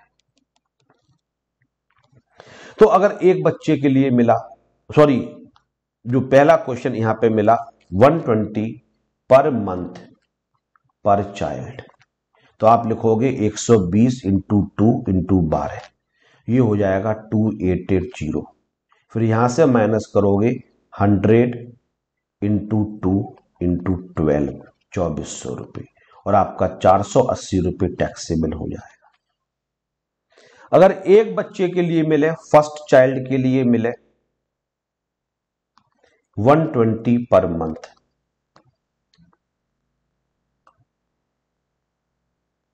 और सेकंड चाइल्ड के लिए मिले 90 पर मंथ, तो ऐसा करोगे 120 इंटू 12 1440, फिर माइनस करोगे 100 इंटू 12 1200 रुपए, इसका तो 240, दूसरे को मिला 90 इंटू 12 1080, माइनस 90 इंटू 12 1080, ये नील हो गया, तो टोटल निकल के आ गया 240। ये गलती मत कर देना कि तुम सोचो 120 और 90 मिला के 210 हो गई, एक का 100 होता है, दो का 200, 200 रुपए 210 में से माइनस कर देते हैं, तो आपका आंसर 120 आएगा, जो कि गलत हो जाएगा। जिसको 120 मिल रहा है उसका मैक्सिमम एग्जम्पशन 100 रुपए हो सकता है, और जिसको 90 मिल रहा है उसका मैक्सिमम एग्जम्पशन 90 रुपए हो सकता है। तो माई सिंसियर एडवाइस, अगर क्वेश्चन पेपर में दे रखा हो कि अलग अलग आपको अलाउंस मिल रहा है, तो एग्जम्पशन भी अलग अलग देने की कोशिश करना। तीसरा एग्जाम्पल, अगर क्वेश्चन में आए 500 पर मंथ फॉर 2 चिल्ड्रन, बच्चे इसमें कई बार गलती कर देते हैं क्योंकि इसमें पर चाइल्ड नहीं लिखा होता है। ऊपर वाले में लिखा था 120 रुपए पर मंथ पर चाइल्ड, यहां पे लिखा हुआ है 500 रुपए पर मंथ फॉर 2 चिल्ड्रन, केवल 500 रुपए। इसका मतलब पहले लिख लेना 200 रुपए पर मंथ पर चाइल्ड। तो पहले हम क्या करेंगे, पर मंथ निकाल लेंगे, कितना है 250 रुपए पर मंथ। अब हम यहां पे लिखेंगे 250 इंटू 2 इंटू 12 6000 रुपीज, फिर यहां माइनस करेंगे 100 इंटू 2 इंटू 12 2400 रुपए, और टैक्सेबल कर देंगे 3600। सर हम लोग गलती क्या करेंगे, तुम लोग क्या करोगे, तुम कर दोगे 500 इंटू 2 इंटू 12। तुम जल्दीबाजी में ये देखोगे ही नहीं कि पर मंथ पर चाइल्ड नहीं लिखा हुआ है, दोनों बच्चों को मिला के 500 रुपए लिखा हुआ है, और जब दोनों बच्चों को मिला के 500 लिखा है, क्वेश्चन साइलेंट है तो इक्वल मान लेंगे, तो एक को 250 माना जाएगा। तो ये कॉमन मिस्टेक है, आप क्वेश्चन में पढ़ लेना पर मंथ पर चाइल्ड लिखा हुआ है, ये जो अमाउंट है वो सारे बच्चों को इकट्ठा दे रखा है। तो 500 रुपए पर मंथ फॉर 2 चिल्ड्रन, दोनों बच्चों के लिए 500 रुपए है, तो एक बच्चे के लिए 250 हुआ, इसलिए इस क्वेश्चन पे मैं स्टार बना रहा हूं। एग्जाम में जाओ इस क्वेश्चन को ढंग से करके जाना। इसके बाद अगर 3 बच्चों के लिए मिलता है, सर कितने बच्चों का एग्जाम्पल दोगे, 3 बच्चों तक का। अगर 2 का एग्जाम्प्ट होता है तो 3 एग्जाम्पल बेस्ट है, 1 का बता दो, 2 का बता दो, 3, जो 3 का होगा वही 4 का होगा, वो 5 का होगा। तो अगर बच्चों को मिलता है 120 पर मंथ पर चाइल्ड, तो आप लिखोगे 120 इंटू 3 इंटू 12 4320, और यहां से माइनस करोगे 100 इंटू 2 इंटू 12। मिला कितने बच्चों के लिए, 3 बच्चों के लिए। एग्जम्पशन कितने के लिए दिया, 2 बच्चों के लिए, क्योंकि 2 से ज्यादा बच्चों को एग्जम्पशन नहीं मिलेगा। 2400 रुपए मैंने यहां पे लिखवाया मैक्सिमम 2 चिल्ड्रन। सरकार कहती है एक तो वैसे ही पॉपुलेशन बढ़ती चली जा रही है, हम 100 रुपए का एग्जम्पशन भी दे रहे हैं, फिर तुम 3-3 4-4 बच्चों का एग्जम्पशन लो। नहीं साहब, केवल 2 बच्चों तक का एग्जम्पशन मिलेगा, तो जो बच जाएगा वो कितना बच जाएगा, 1920 टैक्सेबल हो जाएगा। तो चिल्ड्रन एजुकेशन अलाउंस पेपर में बहुत जबरदस्त आता है, मैं गारंटी ले रहा हूं इसके बिना पेपर नहीं बनेगा। And these are some classic examples of the children education allowance. इसके बाद इस कैटेगरी का जो नेक्स्ट अलाउंस होता है that is called the hostel expenditure allowance.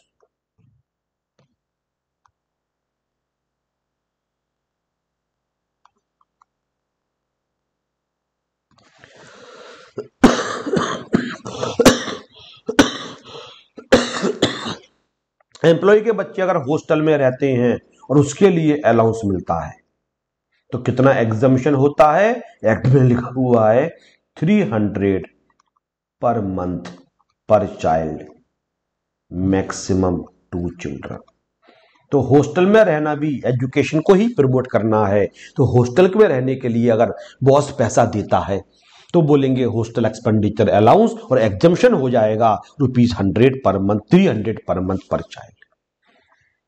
तीसरा इस कैटेगरी के अंदर दे रखा है बेटा, इसको कहा जाता है ट्रांसपोर्ट अलाउंस।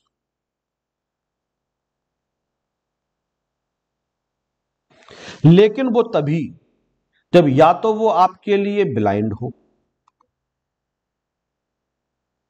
या डेफ एंड डम्ब हो या फिर ऑर्थोपेडिकली डिसेबल्ड हो। आप डिसेबल्ड और ब्लाइंड याद कर लो, बस केवल 2 वर्ड याद कर लो, ब्लाइंड एंड डिसेबल्ड। या तो ब्लाइंड हो एम्प्लॉय, या डेफ एंड डम, ना बोल पाता हो ना सुन पाता हो, या ऑर्थोपेडिकली डिसेबल्ड हो, मतलब हाथ पैर में से कोई काम नहीं कर रहा हो, उसकी हड्डियों की वजह से डिसेबल्ड हो, तो फिर ट्रांसपोर्ट अलाउंस में से एग्जम्पशन का बेनिफिट दिया जाएगा। वैसे ट्रांसपोर्ट अलाउंस देखो फुली टैक्सेबल होता है, मैंने यहां पे देखो मैं हाईलाइट कर रहा हूं ट्रांसपोर्ट अलाउंस, घर से ऑफिस, ऑफिस से घर के लिए, इसलिए मैंने स्टार भी बनाया था, हैश भी बनाया था, मेरा पेपर में बहुत आता है। कंफ्यूज मत होना, फुली टैक्सेबल होगा, लेकिन अगर वो ब्लाइंड है या डेफ एंड डम्ब है तो ऑफिस कैसे जाएगा बेचारा, तो उसको एक स्पेशल रिक्वायरमेंट हो सकती है, किसी खास तरीके से ऑफिस जाता है या किसी हेल्पर की वजह से जाता है, पैसा ज्यादा खर्च हो सकता है, सरकार इसलिए उसको एग्जम्पशन का बेनिफिट दे रही है। और वो एग्जम्पशन कितना होगा, ₹3200 पर मंथ। तो अगर 3200 रुपए से ज्यादा कम मिलता है तो 3200 रुपए एग्जाम कर देंगे, और 3200 रुपए से कम मिल रहा होगा तो जो मिल रहा होगा पूरा एग्जाम कर देंगे। यहां पे भी स्टार बना रहा हूं। ट्रांसपोर्ट अलाउंस एमसीक्यू के तरीके से पेपर में बहुत आता है, इसको सीरियसली करने की रिक्वायरमेंट। तो अगर वो आपका ब्लाइंड नहीं है, हैंडीकैप नहीं है, तो फुली टैक्सेबल कर देना। लेकिन अगर वो ऑर्थोपेडिकली डिसेबल्ड है या ब्लाइंड लिखा हुआ है, उस केस में 3200 रुपए तक का एग्जम्पशन का बेनिफिट दिया जाएगा।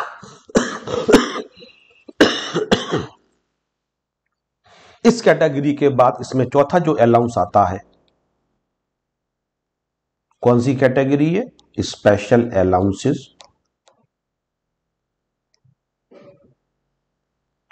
For personal purposes.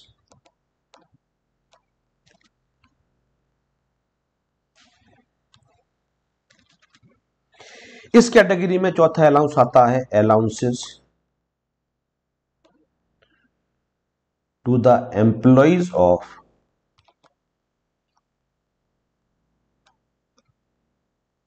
Transport corporations,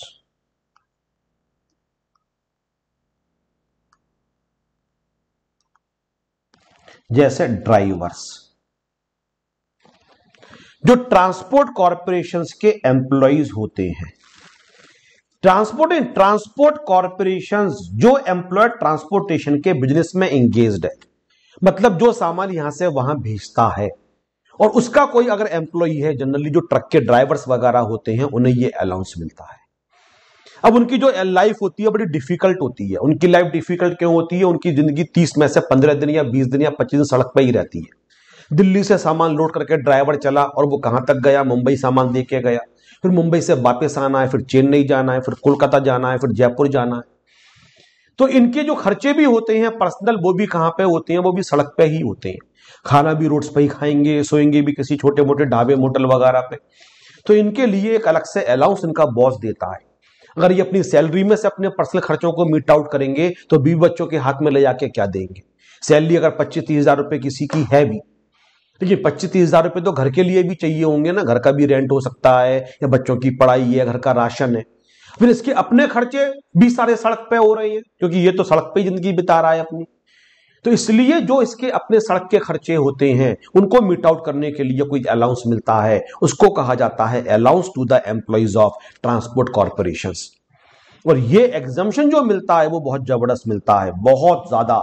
मालूम है कितना एग्जम्पशन मिलता है? एग्जम्पशन मिलता है 10,000 रुपीज पर मंथ। सरकार कम से कम ये मानती है ये अलाउंस एम्प्लॉय को 10,000 रुपए पर मंथ तो मिलना ही चाहिए। सोचो आप, क्योंकि आप 20 दिन सड़क पे हो, जो खाना आप घर पे 20 रुपए का खाते हो वो ढाबे के अंदर 200 रुपए का हो जाता है, भले ही सस्ता ढाबा हो। आप सोचो अगर चावल आप खाते हो तो चावल कितने 40 रुपए किलो भी 50 रुपए किलो भी है तो 100 ग्राम चावल 5 रुपए का बनकर तैयार हो जाएगा। थोड़ा पानी थोड़ी गैस 6 रुपए का मान लो। लेकिन वही ढाबे पे अगर आप चावल लेते हो आधा प्लेट या एक प्लेट तो कम से कम 50-60 रुपए की आती है। तो सरकार 10,000 रुपए पर मंथ का एग्जम्पशन देती है, लेकिन साथ में सरकार बोलती है 70% of allowance whichever is lower. इन दोनों में जो भी लोअर होगा, तो अगर उसके लिए अलाउंस मिल रहा है, पहला एग्जाम्पल सपोज करते हैं 10,000 रुपीज पर मंथ, तो कितना मिला? 10 की जगह 12 कर लेते हैं, 12,000 रुपए पर मंथ। तो कितना मिला? 12,000 इंटू 12, 1,44,000। यहां से देंगे एग्जाम्पशन। वो पहली लिमिट तो क्या हो जाएगी? 10,000 इंटू 12, 1,20,000 और 1,44,000 रुपए का 70%, 1,08,000। इन दोनों में लोअर 1,08,000, तो टैक्सेबल हो जाएगा 43,200। लेकिन अगर उसको मिलता है 20,000 रुपए पर मंथ, तो मिला कितना? 20,000 इंटू 12, 2,40,000। यहां से माइनस करेंगे एग्जाम्पशन। अब एग्जाम्पशन कितनी होगी? तो पहली लिमिट तो फिक्स्ड है 10,000 इंटू 12, 1,20,000। दूसरी 2,40,000 रुपए का 70%, 1,68,000। इन दोनों में लोअर क्या हो गया? 1,20,000। तो टैक्सेबल कितना होगा? 1,20,000। तो पहले में एग्जम्पशन मिला, नीचे वाले का 70, ऊपर 1,20,000, तो 1,20,000 से ज्यादा का नहीं मिलेगा, क्योंकि 10,000 इंटू 12, 1,20,000 तो फिक्स रहेगा। अब 70% कम आएगा तो कम वाले का मिलेगा, और 70 ज्यादा आ गया तो फिर 1,20,000 से ज्यादा का नहीं मिल पाएगा। देखो पहले वाले केस में 1,20,000 से कम का मिला, लेकिन दूसरे वाले केस में कितने का मिला? 1,20,000 का मिला। तो मैक्सिमम 1,20,000 का मिलेगा, लेकिन 1,20,000 से कम का मिल सकता है। इसलिए दो लिमिट लिखी हुई हैं, एक तो लिखी हुई है अलाउंस टू द एम्बो 10,000 रुपए पर मंथ, और दूसरी लिखी हुई है 70% of the allowance which average lower. तो मैंने दूसरी कैटेगरी के टोटल 14 अलाउंसेस हैं, 14 अलाउंसेस। देखो ये 14 अलाउंसेस। इन 14 अलाउंसेस में से मैंने 4 अलाउंस आपके लिए टीच कर दिए। Children education, hostel expenditure, transport और ड्राइवर के लिए मिलता है। तो बस ये पहली कैटेगरी के 6 और ये 14।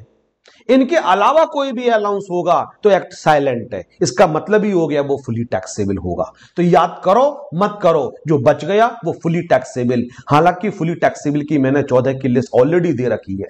DNS allowance, servant allowance, lunch tiffin allowance, fix medical allowance, transport allowance, entertainment allowance, city compensatory allowance, telephone allowance, family members allowance, non practicing allowance, warden allowance, doctor allowance, overtime allowance, project allowance, और भी लंबी list हो जाएगी। जो इन 14 में नहीं गया, अगर वो पेपर में आएगा तो वो क्या हो जाएगा? हमेशा फुली टैक्सेबल हो जाएगा। तो ये 4 अलाउंसेस, पूरी लिस्ट करवाऊंगा, लेकिन पहले एक क्वेश्चन छोटा सा मेरी बुक में होगा तो वहां से करना। हाँ, ये अलाउंस आराम से कर लोगे, ये अलाउंस करके दिखाओ।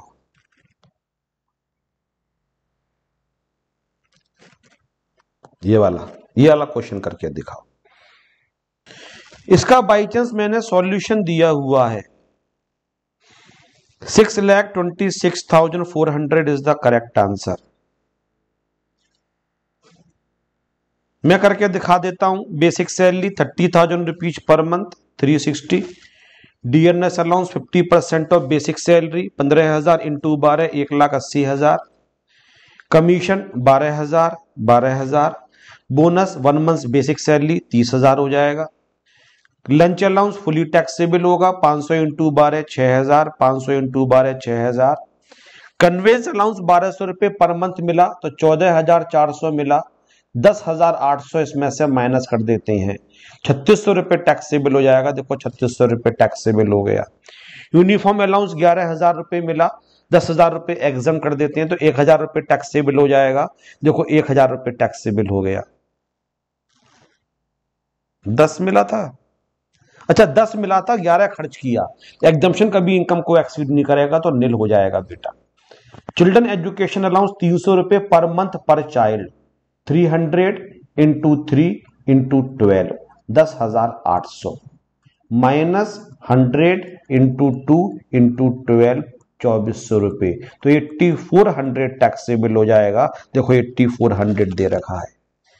ट्रांसपोर्ट अलाउंस फुली टैक्सेबल होगा 2,200 इंटू 12 14,400, वो 26,400। 2,200 इंटू 12 26,400, तो सही आंसर आ गया 6,26,400। तो सर बाकी के 10 अलाउंसेस कौन कौन से हैं? हाँ वो देख लो एक बार। बाकी के जो आपने टोटल 14 अलाउंसेस बोले थे जो मिडिल वाली कैटेगरीज के हैं, स्पेशल अलाउंसेस फॉर पर्सनल, इसमें बाकी कौन कौन से हैं? तो देखो मैं अपनी बुक में से टिक करवाऊंगा आपके लिए। आप सबके पास बुक है, अच्छी तरीके से बुक को ओपन कर लो। देखो सेक्शन दोनों का सेम है, 1014 रूल 2BB। ऑफिशियल वालों का भी सेम सेक्शन था, सेम रूल था, यहां पे भी सेम है। Prescribed allowances to meet personal expenses, personal होने के बावजूद भी एग्जम्पशन का बेनिफिट दिया गया। चिल्ड्रन एजुकेशन अलाउंस मैंने टीच कर दिया आपके लिए। एग्जम्पशन लिखा हुआ है exempt up to the actual amount received और 100 पर मंथ पर चाइल्ड विच एवरेज लेस, जो मैंने कहा था जो लिखा होता है। हॉस्टल एक्सपेंडिचर 300 रुपए तक का एग्जम्पशन मिलेगा। ट्रांसपोर्ट अलाउंस अगर वो ब्लाइंड है या डेफ एंड डम्ब है या ऑर्थोपेडिकली हैंडीकैप्ड है तो 3,200 रुपए पर मंथ का एग्जम्पशन मिलेगा। हाँ सर आपने ये भी पढ़ा दिया। Allowance for transport employees, sir आपने ये भी पढ़ा दिया 70% और 10,000 per month which average lower. तो ये 4 आपने पढ़ा दिए जो मैक्सिमम आते हैं। अब जो इसके अलावा बचे उनको अच्छे तरीके से देख लो। जैसे हिल एरिया कंपनसेटरी अलाउंस, और जो मैं टिक करवाऊंगा 14 में केवल वो ही करना, सारे मत करके जाना जो मैं टिक करूं, और वो भी प्रैक्टिकल नहीं आएंगे, केवल एमसीक्यू के पॉइंट ऑफ व्यू से करवा रहा हूं। जो प्रैक्टिकली आते हैं वो सारे मैंने आपको करवा दिए, बस एमसीक्यू के पॉइंट ऑफ व्यू से करवा रहा हूं। हाई एल्टीट्यूड, जो बहुत ऊंचाई पे लोग पोस्टेड होते हैं, बहुत ज्यादा ऊंचाई पे।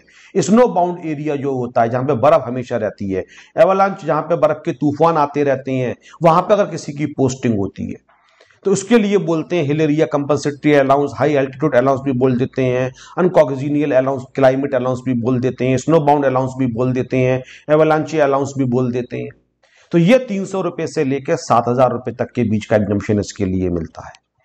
300 रुपए मिनिमम मिलता है, 7,000 रुपए ज्यादा से ज्यादा मिलता है। ये इस बात पर डिपेंड करता है किस एरिया में कितनी हाइट पे आपकी पोस्टिंग की गई है। तो हालांकि क्वेश्चन पेपर में आता है तो 300 वाला ही हमेशा आता है, ऑलवेज 300 वाला। लेकिन अगर आप मुझसे पूछो सर एक बार हमें बता दो 300 कब है 7,000 कब है, पेपर में कभी नहीं आएगा। लेकिन क्योंकि तुम नॉलेज अपनी बढ़ाना चाहते हो, चलो तुम्हें दिखाता हूं मैं एक बार 300 कहां लिखा हुआ है, 7,000 कहां पे लिखा हुआ है। उसके लिए मैं हमेशा एक्ट ओपन करके तुम्हें दिखाता हूं। मैं हैबिट डाल रहा हूं, तुम लोग एक्ट भी पढ़ना धीरे धीरे सीखो। ये भारत सरकार की साइट है जिसका नाम होता है incometaxindia.gov.in। ये देखो इनकम टैक्स एक्ट खुला हुआ है।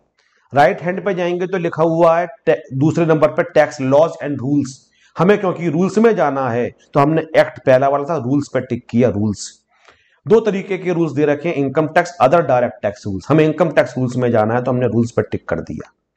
अब जो पेज ओपन हुआ उसमें देखो इनकम टैक्स रूल्स लिखा हुआ है। रूल नंबर हमने यहां पर डाल दिया 2BB। 2BB देखो मैं टाइप कर रहा हूं और मैंने 2BB यहां पर डाल दिया, तो यहां पे मैं सर्च में चला गया 2BB। तो देखो यहां पे लिखा हुआ आ गया 2BB। इसका हेडिंग है prescribed allowances for the purpose of clause 14 of section 10। इस पे मैंने टिक किया। जब इस पे मैंने टिक किया बेटा, तो पहले तो 6 अलाउंस वही वाले आ गए जो ऑफिशियल पर्पज के लिए थे, टूर एंड ट्रैवलिंग वाले सब वाले आ गए। इसके बाद अब दे रखी है उनकी लिस्ट जो कि पर्सनल पर्पज के लिए थे। इसमें चिल्ड्रन एजुकेशन अलाउंस भी दे रखा होगा। सर दिखाओ चिल्ड्रन कहां दे रखा है। पहले एक बार चिल्ड्रन दिखा दूं तुम्हारे सुकून के लिए। उसके बाद देखो ये 5वें नंबर पे लिखा हुआ है चिल्ड्रन एजुकेशन अलाउंस। इसके आगे लिखा हुआ है, जब चिल्ड्रन एजुकेशन अलाउंस क्या देखेंगे, ₹100 per month per child up to a maximum of 2 children. तो ₹100 पर मंथ पर चाइल्ड लिखा हुआ है, देखो हाँ सर लिखा है। तो इसके अंदर जो आपका भी हिल एरिया कंपलसरी अलाउंस देख रहे थे, एक बार वो अलाउंस कहां लिखा हुआ है वो देख लेते हैं। सबसे पहले वो ही लिखा हुआ है आपके लिए, देखो, any special compensatory allowance in the nature of special compensatory hill area allowance, high altitude allowance, snow bound area allowance और एवलांचे अलाउंस। सर एग्जाम्पशन कितना मिलेगा, तो देखो दे रखा है पहले नंबर पे लिखा हुआ है ₹800 पर मंथ। अगर मणिपुर में, अरुणाचल प्रदेश में, ये सारे एरिया के नाम लिखे हुए हैं, सिक्किम लिखा हुआ है, उत्तर प्रदेश लिखा, बहुत सारे लिखे हुए हैं। तो इस यहां पे आपकी पोस्ट हो, कितनी हाइट पे पोस्ट है, इसमें यह भी लिखा हो कितनी हाइट पे आपकी पोस्ट होनी चाहिए। जैसे 9000 फीट या उससे ऊपर की होनी चाहिए। तो अगर पढ़ोगे इसको समझ में आ जाएगा, तो वो ₹800 का एग्जम्पशन मिलेगा। इसके बाद सेकंड नंबर पॉइंट पे लिखा हुआ है सियाचिन के, अगर जम्मू कश्मीर के सियाचिन एरिया में आपकी पोस्टिंग है तो आपको ₹7000 पर मंथ का मिलेगा। इसके बाद कोई भी एरिया बच गया 1000 मीटर से ऊपर की अगर है, all places located at a height of 1000 meters और अबव, 1000 मीटर या उससे ऊपर हो, और ऊपर 2 कैटेगरी में नहीं आ रहे हैं, तो वो ₹300 पर मंथ मिलेगा।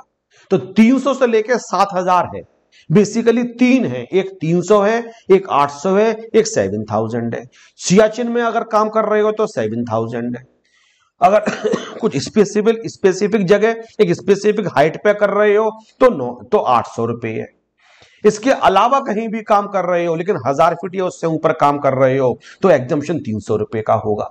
इसलिए पेपर में जब भी आता है तो जनरली ₹300 पर मंथ वाला आता है, इसलिए पहले मैंने यही लिखा है 300 पर मंथ। हालांकि मैंने ब्रैकेट में लिख दिया है कि 300 से लेकर ₹7000 के बीच का होता है। इसके बाद आप याद कर लेना ये वाला, अगर बॉर्डर एरिया में, remote locality, difficult area, disturb area, जो बॉर्डर एरिया जहां पे थोड़ा बहुत डिस्टर्ब रहता है, जो हमारे नेबरिंग कंट्रीज हैं वो कभी ना कभी गोला बारूद वगैरह चला देते हैं, हमें भी बदले में चलाना पड़ता है कार्रवाई में, तो वहां पोस्टिंग होती है तो ₹200 से लेकर ₹1300 पर मंथ का एग्जम्पशन मिलता है। अब ऐसी लिस्ट वहां पे भी दे रखी होगी कि 200 कब मिलेगा, कितना कहां मिलेगा, बट याद कर लो, बस रेंज याद कर लो, 200 से लेकर 1300 के बीच का होगा।